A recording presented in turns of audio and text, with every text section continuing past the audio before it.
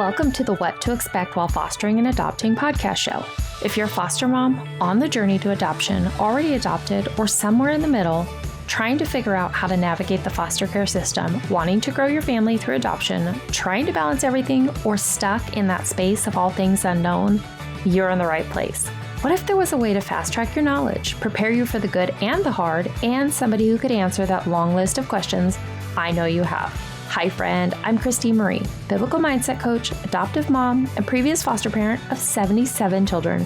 Yep, you heard that right, 77 kiddos. I'm your host, and my goal is to help make your journey a lot easier by sharing my best tools, techniques, and skills that helped me pivot from foster care to adoption, fully surrender, and trust the process.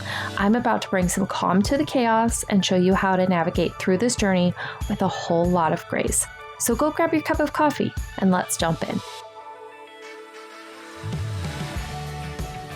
So for me, I realized that adoption was a choice, an option for our family once my husband had already had a vasectomy because I had 2 very high-risk pregnancies. So immediately after my second pregnancy and having that be a complicated birth, having him go through with the procedure for a vasectomy was a no-brainer for us. So I also didn't have the desire to have any more children at that point, and it was probably like about a year right after all of that I had this internal desire for the very first time of I really want a daughter. So if you've ever experienced something like that, it never went away. I'm not sure it ever does go away. If it does, tell me your secret, because for me, it never went away. And that's really what led us on the path for adoption, because I knew having biological children anymore for us was just not an option. It was not a healthy choice for my body, and the risks were just too big. So I would love to know from you, when was it that you had that moment where you were like, adoption is an option and we need to look at adoption? For us, we looked at international adoption because I didn't know that adopting domestically was an option. I was not even aware of foster care and that foster children do go up for adoption. I don't know if I lived under a rock growing up, but I just didn't know. I was also so super sheltered as a child. So this was a really enlightening experience for me, learning about adoption. And so I wanted to share with you several different ways today that you can find children waiting for adoption, children who are already legally looking for families, for their permanent forever family. There's a few different options I'm going to share today, and based on the level of, we'll just call it risk today, risk that you want to step into, these could be options for you. So the first thing I'm going to share with you is that I read a recent article that shared that there were over 100,000 children in foster care that are already legally ready for adoption and waiting for their permanent home. So I'll share a few different websites with you. The first one is www.adoptuskids.org. And of course, I will share all of these on the notes for the podcast so you can easily go and find a clickable link. Another option is adoptamericanetwork.org. And then another one is raisethefuture.org. Those are 3 sites that you can go and look at children who are already legally free and available and waiting for an adoptive home. If you are just beginning on your journey, know that you can go to an adoption agency and you can search those up local in your area, and they can also help you navigate this journey. So that would be the first option if you're not wanting to go through the foster care system. But I do want to mark that with a lot of these children who are available for adoption are through the foster care system. So my recommendation is that you go to child welfare, the local child welfare office in your area. You meet with a certifier or certification department, and you let them know that you would like to be certified to become an adoptive parent of a child who is already waiting and ready. Then you can, of course, begin looking through these different websites and seeing if there is any child that you see as a perfect fit or possible fit for your family. And then that is, once that home study process is completed with your local child welfare office or through a private agency, that's when you can begin to get more information and requesting more information about an individual child from that worker. So you're going to see like a really brief introduction on these websites of these children. Just know that there's so much more information that you can learn about these children, but that won't be available to you until you have completed that certification or that home study process. I did want to touch on another website, and this one here is something I want to share with you, and it's unfortunate that this website has to be available, but I'm also super thankful that it is. This website is WIAA.org.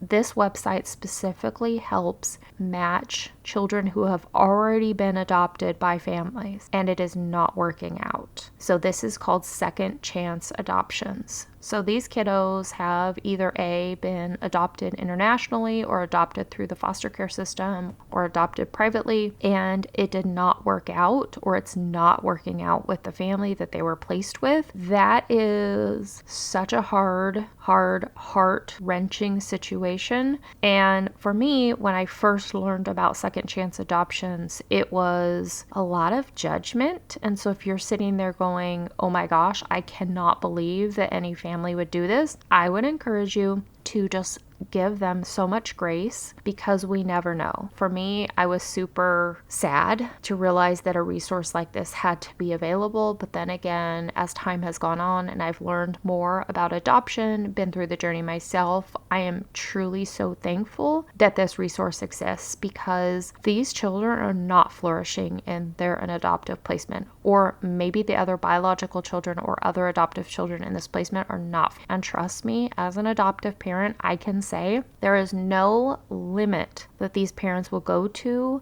help their children heal, but sometimes it's just not the right fit. They do need to find another placement for their child. That is a place you can go look. These are typically handled through second chance adoptions. Through that website, you would contact them directly if you already have a home study done. Again, you already need a home study done, so you could have that done through your local child welfare office, or you can have that done through a private attorney. But then once it's already completed, you can go to Second Chance Adoptions and connect with them and ask for more information about a specific child. In addition to all of those websites, if you already have a home study completed, those are places, great resources that you can find children that are already awaiting for adoption. You can additionally search your local state on the internet and look up waiting children. For example, if you were in the state of Texas, you could search up Texas waiting children or Texas children waiting for adoption. The next one is you can become certified as an adoptive home through your state. Your certifier can give you password protected access to a website, and most states have this, that children who are legal risk placements or legal risk adoptions, where you will find their information because they are waiting for an adoptive placement. So in most cases, these are children who are in foster homes that are not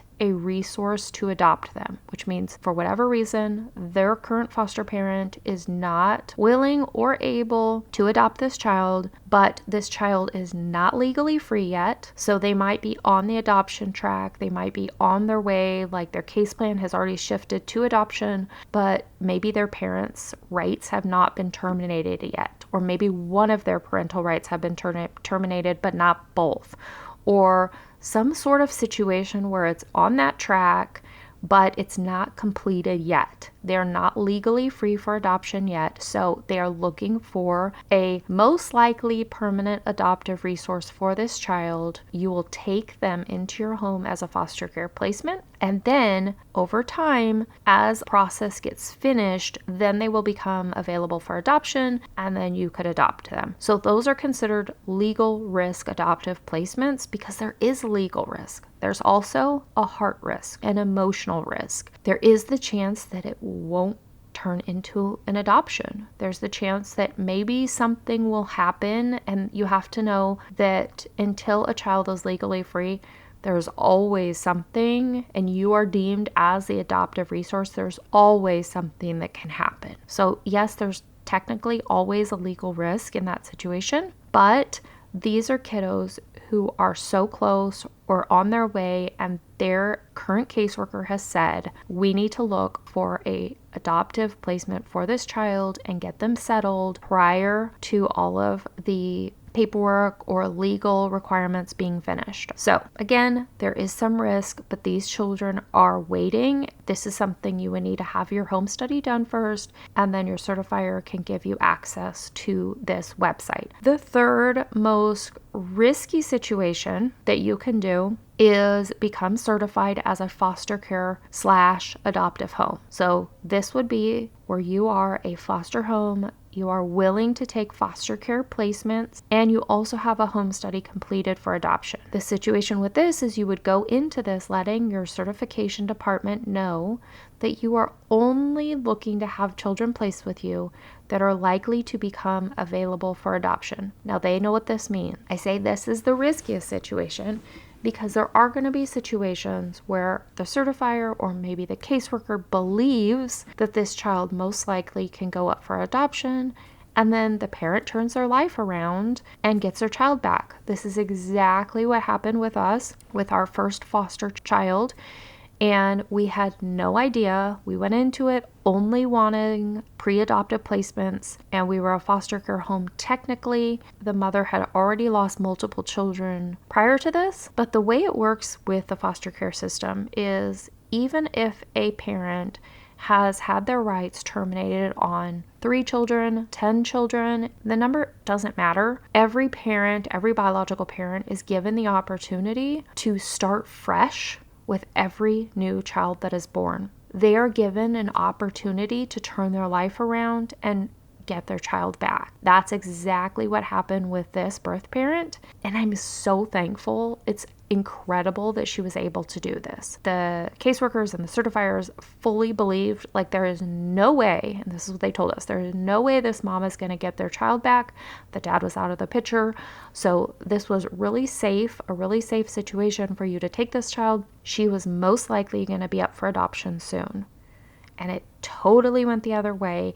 The mom did everything she needed to do, and within, I can't remember, 5 to 6 months, she got her daughter back. We fully did not understand that this was a possibility, and this is how that worked. So again, our pain will hopefully serve a purpose by you knowing that this is how it can and does often work. And this is an amazing thing for the biological parent and for the child because they don't need to grow up without their parent, but it's absolutely heart-wrenching as a foster parent believing that this child would be available for adoption. So like I said, if you would like to be certified as a foster care placement / have your home study completed and move forward in that capacity, you can absolutely do that. Just know there is a long waiting process in that. Sometimes it can happen super fast. I have known foster parents that became foster parents. The very first placement that they got ended up being an adoptive placement. Like, they took them as a foster child and it turned into adoption. A recent statistic that I saw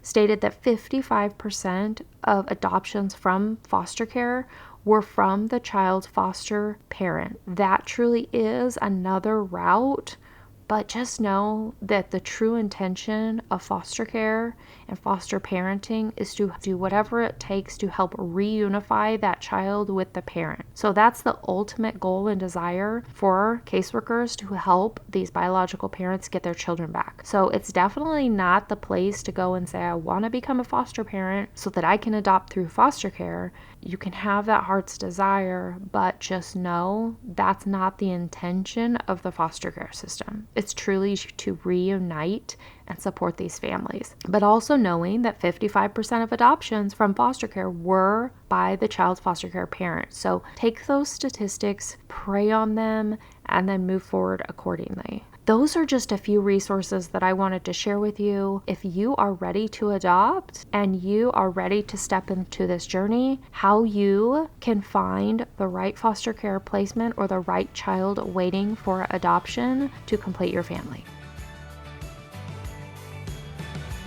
Hey friend, I hope that you loved today's episode. I pray it blessed you and helped you see that you have a friend in your corner who truly understands what you're walking through. If so, would you share this episode with someone who's been praying for a breakthrough in their own journey? It would also bless me big time and help others to find this podcast if you would leave a review on Apple Podcasts. You can also submit your questions, topics that you would like covered, and find a community of like-minded mamas in my private Facebook group by searching What to Expect While Fostering and Adopting on Facebook. See you next time.